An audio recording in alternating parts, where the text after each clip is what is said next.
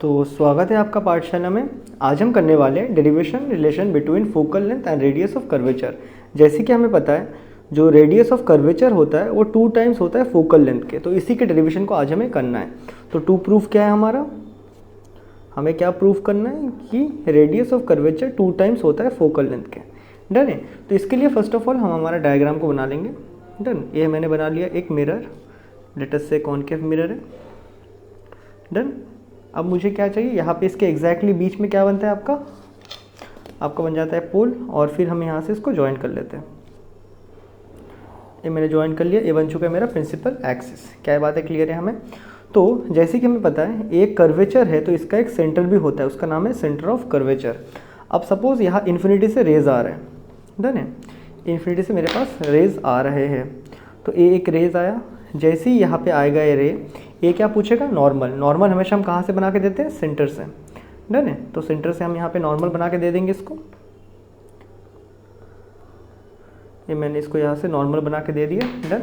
उसके बाद क्या करेगा, एग्जैक्टली जितने एंगल में आया उतने ही एंगल से यहाँ से रिफ्लेक्ट करेगा। ठीक है, जितने एंगल में आया है उतने ही एंगल में यहाँ से रिफ्लेक्ट करेगा। क्या बात है, क्लियर है। डन है। तो यहाँ पे जो एंगल बनता है दैट इज़, यहाँ पे अगर आई एंगल बनेगा इंसिडेंट एंगल, तो ये बनेगा रिफ्रैक्टेड एंगल। ये बात है, क्लियर है। ए वाला ऊपर का रे इंसिडेंट रे और नीचे का जो प्रिंसिपल एक्सिस क्या है, आपस में पैरेलल है, तो हम कह सकते हैं कि यहाँ पे जो एंगल है सेम एंगल यहाँ पे बनेंगे। ये बात है, क्लियर है ना। तो इस चीज़ को यहाँ पे लिखते हैं प्रूफ में। प्रूफ तो इसके लिए क्या करेंगे, let us consider a concave mirror where incident ray is parallel. देखना हम लोग रे ऑप्टिक्स में मैक्सिमम नहीं, सारे के सारे डेरिवेशन ज्योमेट्री से ही करते हैं। ठीक है, इसलिए ज्योमेट्री इसमें बहुत ज़्यादा इंपॉर्टेंट होता है। अगर आपको ज्योमेट्री का अच्छा खासा नॉलेज है तो आपको ये चैप्टर इजीली समझ आएगा। ठीक है, तो let us consider a concave mirror where incident ray is parallel to the principal axis. क्या है बात है, क्लियर है हमें। डन। और ऑल्सो लॉ ऑफ रिफ्लेक्शन क्या है, according to law of reflection जो एंगल आई होता है वो एंगल आर होता है। क्या है बात है, क्लियर है। इनको भी नेम करते चलो। लेट से ये जो रे है इसका मैंने दिए बी ए, ये जो कट रहा है इसका नाम है एफ, इसका नाम ऑलरेडी है पोल। डन है। तो हम बोल सकते हैं कि angle I equal to angle R है। इसका मतलब क्या है, एंगल बी ए सी किसके बराबर है, एंगल सी ए एफ के बराबर है। ऑल्सो क्या हम बोल सकते हैं, angle B A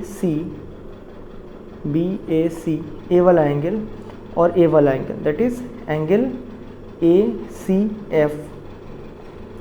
C F are equal. क्यों है ये सब ऑल्टरनेट एंगल्स हैं, ये तो हमें पता है ना, ऑल्टरनेट एंगल। डन है।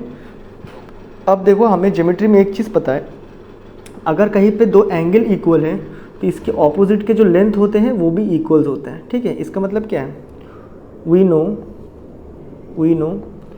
Equal angle make equal side. ठीक है ना, मतलब इक्वल साइड वाले इक्वल एंगल को बनाते हैं। अगर कहीं पे एंगल इक्वल है तो वो इक्वल साइड बनाएगा इन अ ट्राइंगल, एक ट्राइंगल में, ये हमें पता है।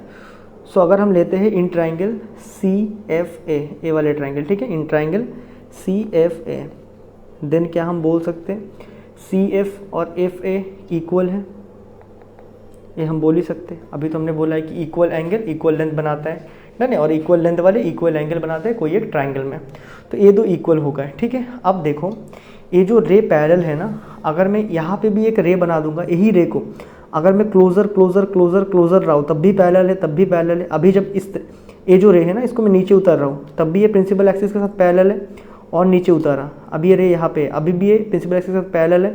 ऐसे करते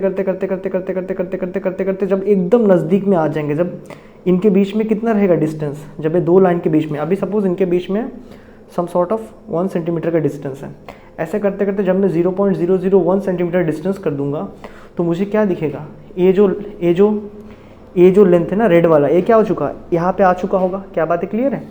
ये जो रेड लेंथ है, ये जो रिफ्लेक्टेड लेंथ है, ये यहाँ पे आ चुका होगा। डन है?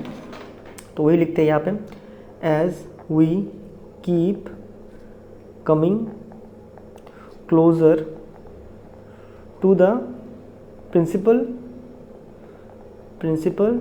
एक्सिस, देन ये जो सी एफ है ना, देन ये जो देखो ये जो एफ ए है वो किसके ऊपर कोइंसाइड कर रहा है, एफ ए, ये जो एफ ए, ये जो लेंथ है ये किसके ऊपर कोइंसाइड कर जाएगा, जैसे हम नज़दीक आते रहेंगे किसके ऊपर, एफ ए जो लेंथ है एफ पी के ऊपर कोइंसाइड कर जाएगा। सो क्या हम बोल सकते हैं उस केस में, जैसे कि यहाँ पे देखो मैंने बोला था, कहाँ पे गया, कि C F is equal to F A, और जब हम बहुत नज़दीक आ गए तो एफ ए किसके बराबर हो गया, एफ पी। तो इसको अगर इक्वेशन 2 माने, इसको 1 माने, सो फ्रॉम इक्वेशन 1 and 2 क्या मैं बोल सकता हूँ, सी एफ अगर एफ ए के बराबर है और एफ ए किसके बराबर है, एफ पी के बराबर, सी एफ एफ ए के बराबर है और एफ ए एफ पी के बराबर है, पी है, ठीक है, एफ पी है। डन है? ये बातें क्लियर है? सो ये दोनों लेंथ क्या हो गए, इक्वल हो गए, और इस पूरा लेंथ को क्या बोलते हैं हम, रेडियस ऑफ कर्वेचर। तो मैं लिख सकता हूँ रेडियस ऑफ कर्वेचर कितना है, दुगना है किसका, एफ पी का। अब मैंने एफ पी क्यों लिया, क्योंकि इसको हम बोलते हैं फोकल लेंथ। डन है? यानी हम यहाँ पे सी एफ लिखेंगे तब भी सेम है, सी एफ और एफ पी इक्वल है, तो एफ पी यानी हम फोकल लेंथ कहते हैं, तो भी नाम दे सकते हैं। तो हमें यहाँ दिख रहा है कि रेडियस ऑफ कर्वेचर कितना है, दुगना है किसका, एफ पी का। सो हम क्या लिख देते हैं, radius of curvature is 2 times of focal length. Done है? तो ये हमने कर दिया प्रूव्ड। डन? तो यही है आपका डेरिवेशन। ये बातें क्लियर है? तो मैं मिलता हूँ आपसे नेक्स्ट वीडियो में, जहाँ पे हम स्फेरिकल मिरर का इमेजेस बनाएंगे। तो तब तक के लिए गुड बाय।